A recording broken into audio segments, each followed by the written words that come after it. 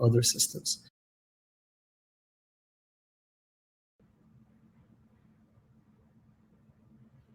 Okay, well, thank you very much for having me. I'm Emin Günsirer. I was a professor at Cornell for many years, and I've worked on cryptocurrencies since 2001. And in this talk, I'm going to talk to you about open and programmable finance with Avalanche. I'm the CEO of Avalanche at the moment. We just launched our network about 3 weeks ago, and I want to give you the vision behind our system and tell you what one can do with it that is not possible with other systems. But before I do that, let me sort of give you the big picture as I see it. So blockchains are a big, big deal. They've become a word that needs no article, definite or indefinite. You don't say a blockchain, you don't say the blockchain, you say, hey, what's your strategy for blockchain? And back when we used to walk around on Wall Street, this is what everybody was asking everybody else on Wall Street. So it's become a thing. It's become a thing that everybody is working on. There isn't a Fortune 500 company that I've spoken to, and I've spoken to many, that does not have a strategy for blockchainification of some aspect of their business. Every finance company is working on this, on their strategy. There's been a lot of money that went into this area, at least 8 billion of VC money. And you might think that that's not real money or it's money that belongs to very rich people, etc. But there's been $20 billion of crowd money that went into fintech.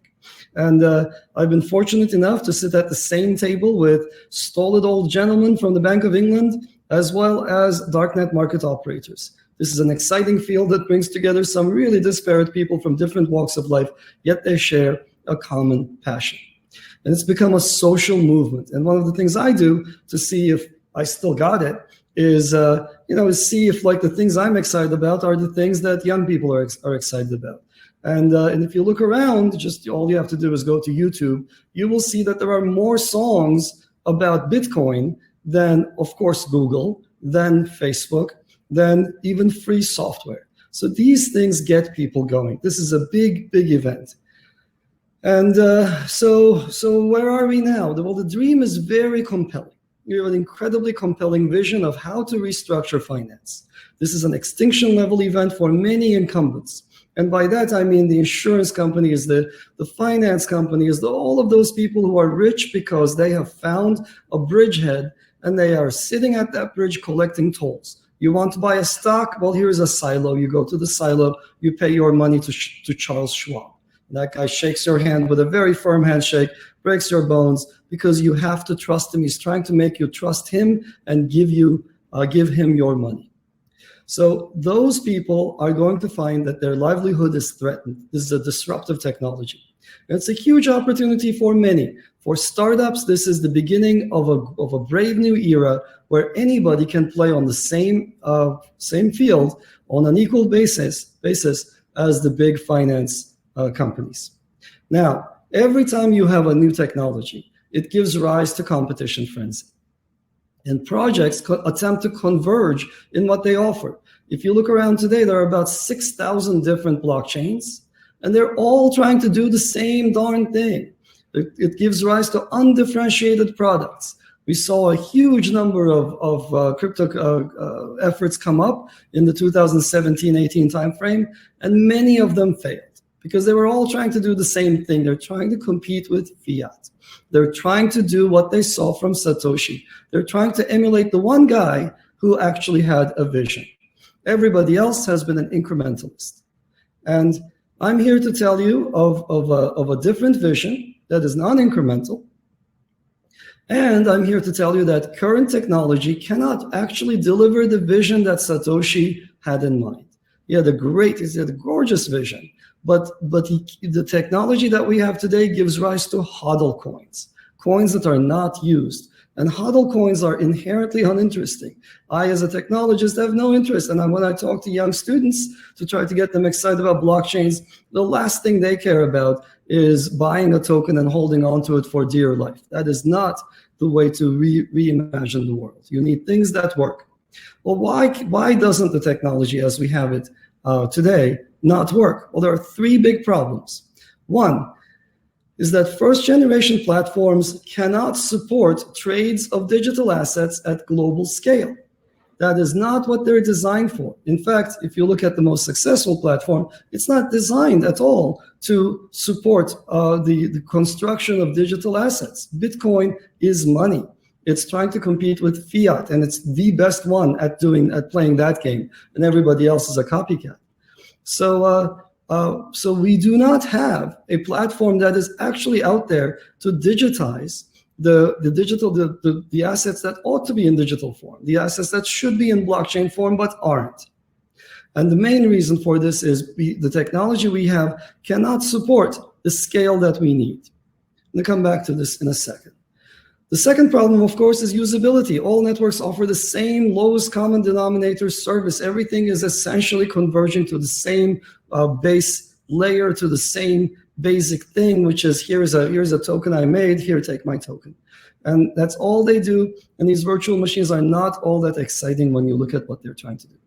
And of course, the final issue is you can't govern these systems, nor can you reason about them in any kind of a legal endeavor. So if you go to a company and say, look, I would like to tokenize the way your system works, their legal department will ask you, well, okay, what happens when something goes wrong? And the answer then cannot be code is law, man. You're gonna have to deal with whatever happens.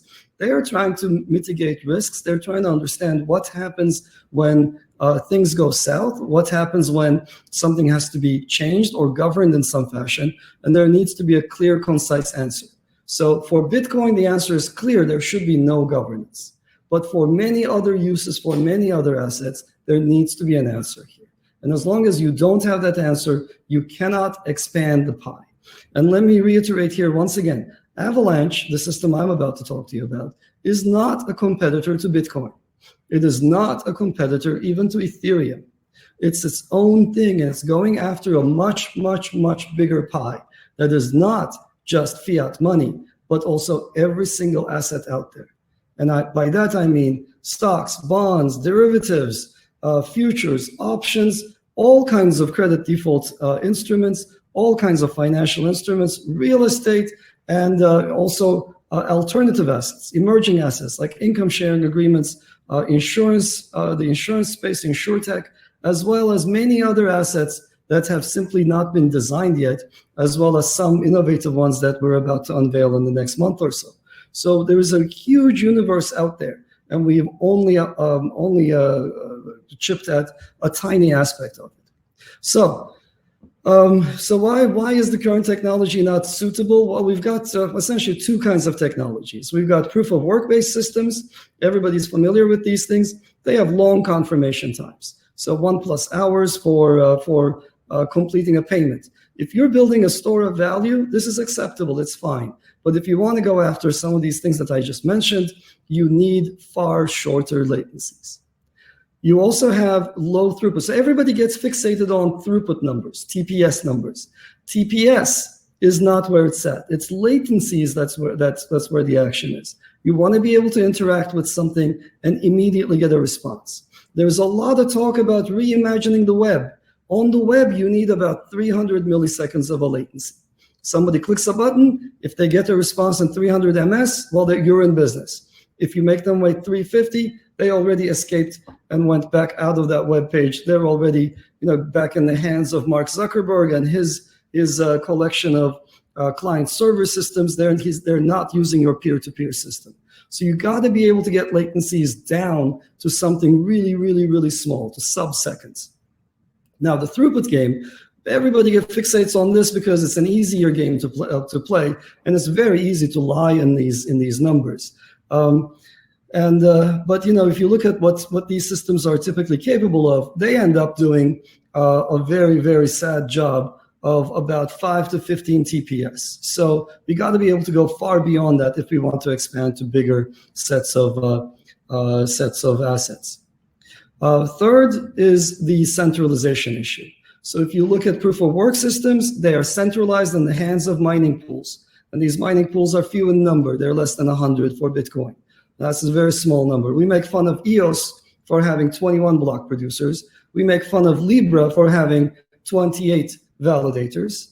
And Bitcoin has about the same number of mining pools. It has more miners, sure, but it doesn't have huge numbers of miners. And everybody else who says they do a better job than Bitcoin, they're actually compromising on what Bitcoin does. They're even more centralized than the best. And of course, there's the whole issue of energy consumption leading to a leak of value. We're spending about 4 nuclear power plants worth of energy on proof of work mining. And that energy isn't coming back. That money isn't coming back. It's leaking from the store of value if that's what you're trying to build. Not to mention, of course, we're heating up the planet, killing the polar bears as we melt down the poles. So proof of stake protocols, this is the big fad these days. In the last year and a half, we've seen a bunch of different people try to deploy proof of stake protocols. We're seeing Ethereum trying to deploy its own with Ethereum 2.0. And all of these efforts are deep down trying to do the same thing, which is, I apologize for that, the phone rings a lot. All of these systems are trying to do the same thing. They're going back to protocols from the 90s. They're resurrecting old systems. They're putting some blockchain veneer on a very old protocol. And these protocols are inherently small scale. They admit only a few hundred validators. The best of them is known as hot stuff. It is the protocol used in Libra, and Libra is planning to scale to about 100 validators. That's explicitly in their white paper. And incidentally, it was designed by one of my PhD students who spent a summer doing it, came back and said, look, yeah, I did that. That was a lot of fun, but I'll do something far cooler, and started working on Avalanche, which I'm about to talk to you about. And they trade off decentralization. And decentralization actually matters. We are in this game for decentralization. If I had to run something out of my laptop, sure, I could get huge numbers, but there'd be absolutely no value in a system one builds like that. And cabals form readily in these systems. We saw in EOS that voting groups form, and they keep people out. And we're not here to reform finance, and finance isn't here to be reformed and turn the keys over to another bunch of a different old boys network.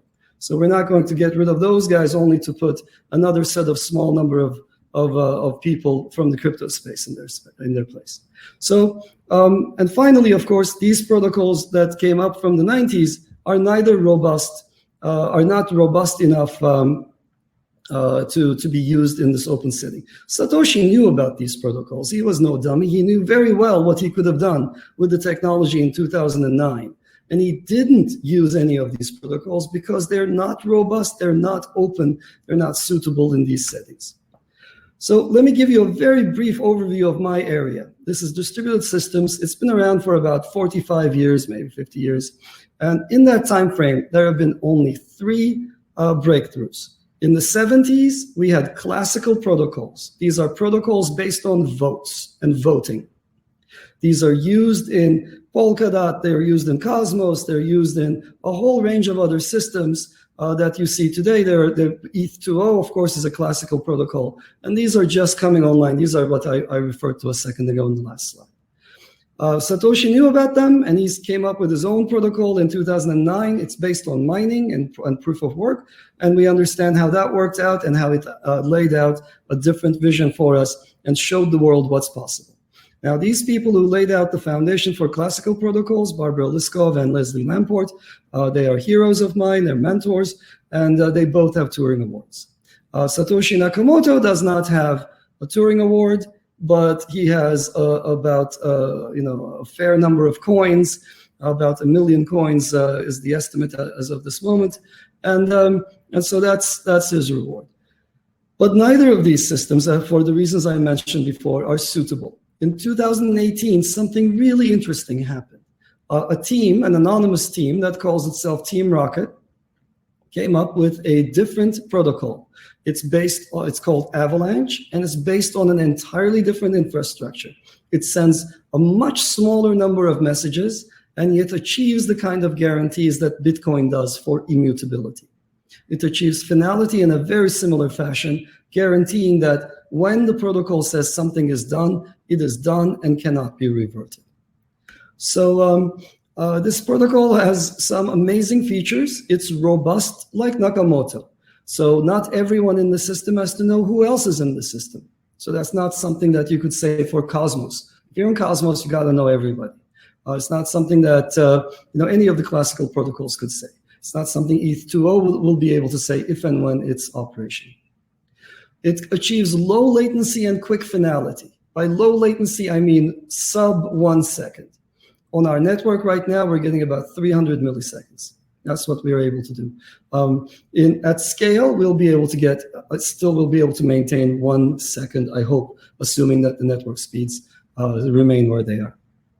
It achieves high throughput, very, very high throughput, about 3 times faster than VISA. So you want TPS, we've got genuine TPS on the wire, while we do not compromise decentralization. So when we're achieving these numbers, we have 2,000 nodes inside the network. So even without any compromises on the decentralization front, with 2,000 nodes, they're not just validating passively, they're actively participating in the protocol, and we're able to triple the speed of VISA. The protocol is lightweight. You could run it out of a Raspberry Pi. We have a bunch of people running it out of a Raspberry Pi. You could run it off of a phone if you wanted to. It consumes very low energy. There is no mining. It has this magical property that it can withstand adversaries larger than 51%. It cannot guarantee liveness when the adversary is so big, but it guarantees safety. So even if a state actor were to attack the network, they might be able to stop further decisions from taking place, but they won't be able to undo a past decision and revert a transaction. And finally, and most importantly, as I said, it's highly scalable. It can allow millions of nodes to participate in the protocol on a first-hand basis, the same way Jihan Wu participates in Bitcoin. You or I or anyone else can participate in Avalanche. So, so what lies at the core of this? It's a different approach to consensus. Instead of every node trying to mine or hash something and consuming a lot of energy, or instead of every node having to talk to and collect votes from every other node, in the Avalanche family of protocols, every node samples a small subset of other nodes and does it repeatedly. And the magic of this math shows that in a very small number of rounds, this entire ensemble of nodes will make the same decision. Essentially, the way this protocol works is it creates a very unstable situation. And that unstable situation is the behavior of these nodes is very unstable, but it achieves stability when the nodes go into a low energy state, when everybody has converged towards the same decision. And they try to actively strive towards lower and lower energy states. What this means is for a network of 10,000 nodes, a node can achieve consensus after sending only 85 messages. So the energy cost of doing that is negligible. The time required to do that is also very, very small. So that's a very surprising result. It's counterintuitive, and it is the biggest breakthrough in this space in the last 10 years, in my opinion. So to put that in perspective, this graph shows you the latency of finalization. It's about an hour for Bitcoin, about half an hour or so for Ethereum, about a minute for Algorand, which is another recent system done by a colleague of mine at MIT. And for Avalanche, it's under a second. It's not something that I thought I'd be able to see, but I was very, very pleased with the result when we built this and measured it on the mainnet. Here is throughput. We've achieved throughputs in the range of, this is actually an old graph. We have achieved 19,000 TPS also. But the current network with all of the instrumentation, with all of the distribution around the globe and so forth, is getting about 6,500 TPS. So that's a pretty nice situation to be in, given that Visa on an average day gets about 1,700 transactions per second. So we can triple the speed of Visa.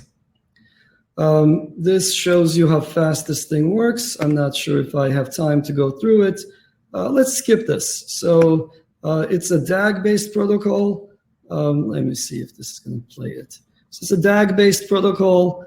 It builds a directed acyclic graph. You see how the protocol behaves. It's adding transactions. Every single node over there is a transaction. You can see that there are multiple things happening concurrently. The white nodes are unfinalized. They finalize pretty fast. This is about 10 transactions per second, about twice the speed of Bitcoin. Here we go, Ethereum territory. 12 TPS, and we're going to get a little faster as we move along. And it's 15. Here we go, 20 TPS. At some point, the front end that I have that displays this nice graph is not going to be able to keep up with the network. So you're going to see it stop. But look at the number down there. The TPS is now 70 transactions per second. And now we stopped at about 100. When we reach about 5,000 transactions per second, here it went up to about 6,800. Then those are really high numbers. I can't even, my machine cannot even display them. So let's see. Let's go forward a little bit and talk a little bit about other things one can do. The security of the system is paramount to us, of course, and the system provides strong immutability. It provides the ability to have 10,000 to millions of participants in the protocol.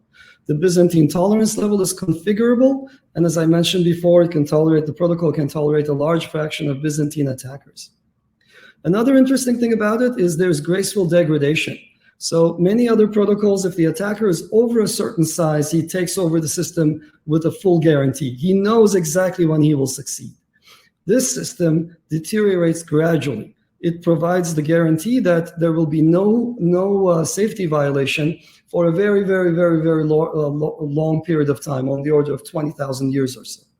And when the attacker is bigger than planned, then he doesn't get to actually take the system down. He gets to simply violate the guarantee. That is, the time for a successful attack is not 1 in 20,000 years, but might be 1 in 5,000 years, 1 in 2,000 years.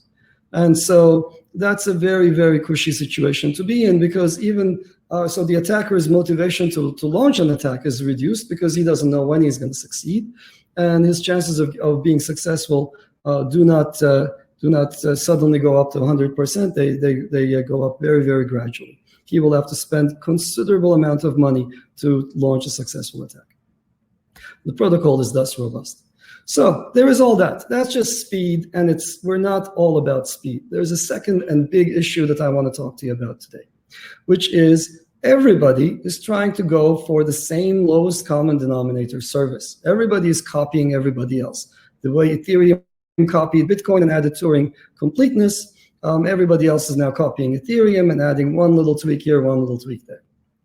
And these systems provide a single virtual machine that fits none. It's supposed to be good for all, but it really fits nobody really well. These systems are designed essentially to be extra legal. They cannot integrate into existing systems, and thus they provide a poor foundation for building reliable services on top. So what do I mean by this? Well, when you want to launch a token and you want to understand how it's going to behave, you're hampered by the fact that you are constrained to a virtual machine underneath that only does what it does, and you're hampered by the fact that there's only one network over which nobody has any control or say.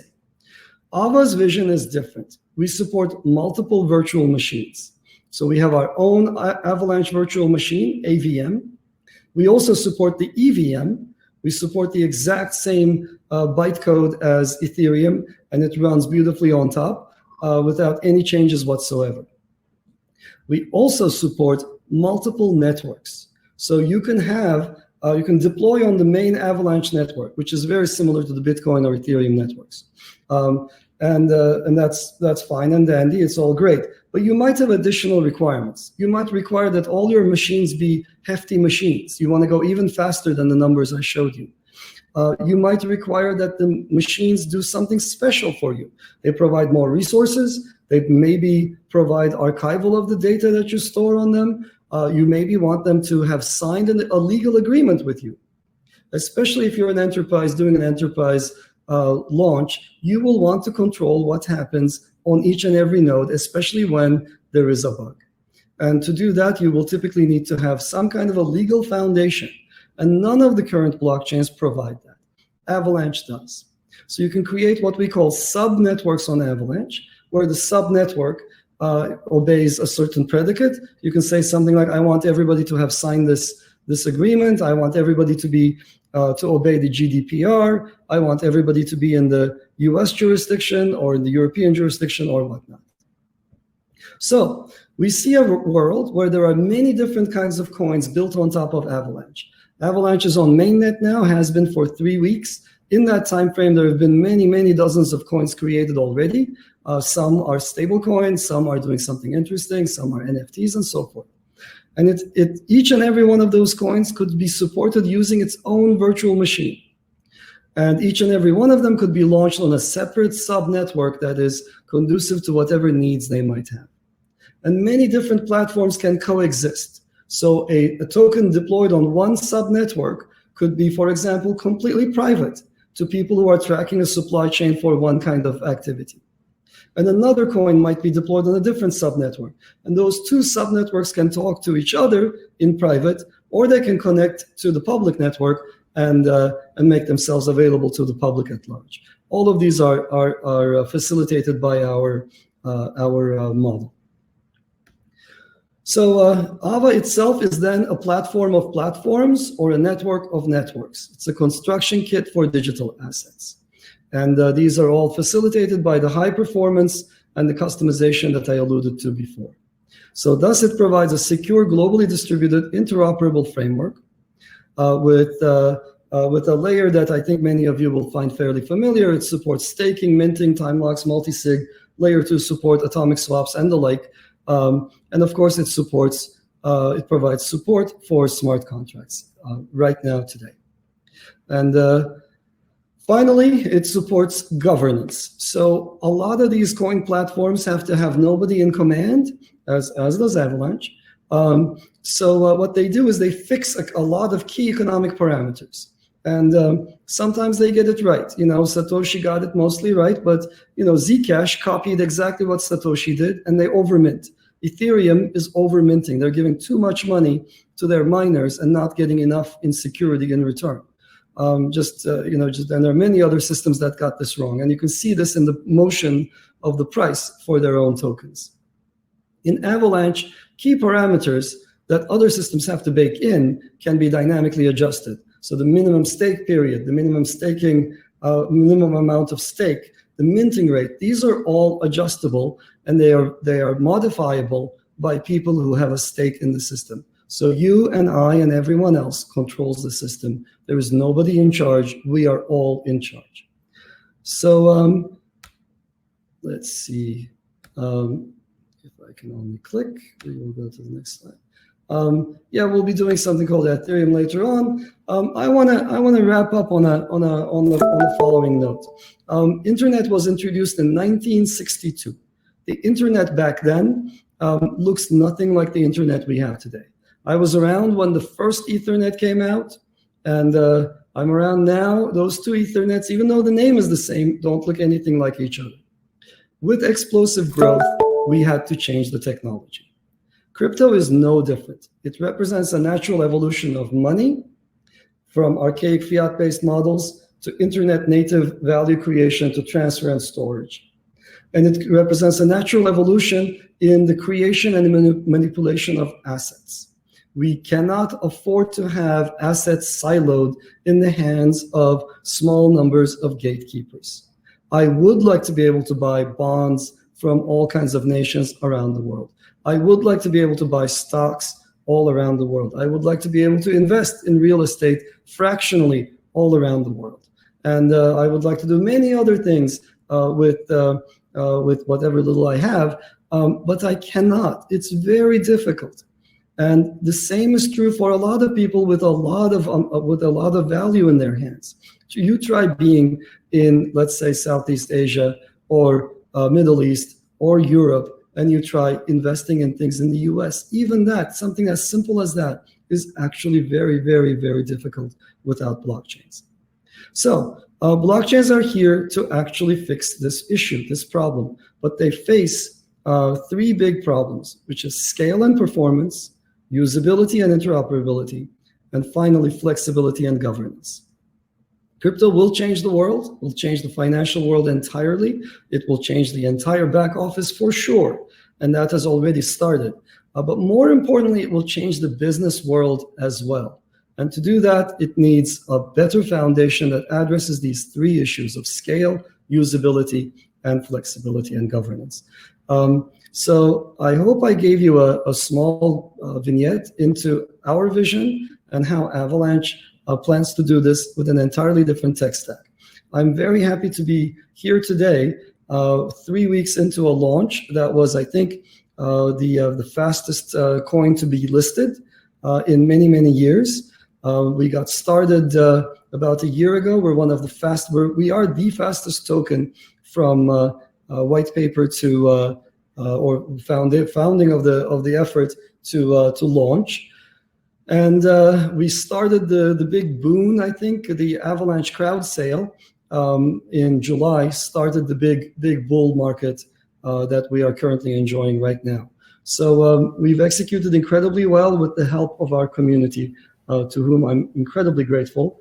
And for those of you who had the patience to sit through my short presentation today, feel free to follow me on Twitter, where we will talk about I talk about Avalanche and what's coming up, or follow Avalabs official on Twitter, which talks about what's happening on this revolutionary platform.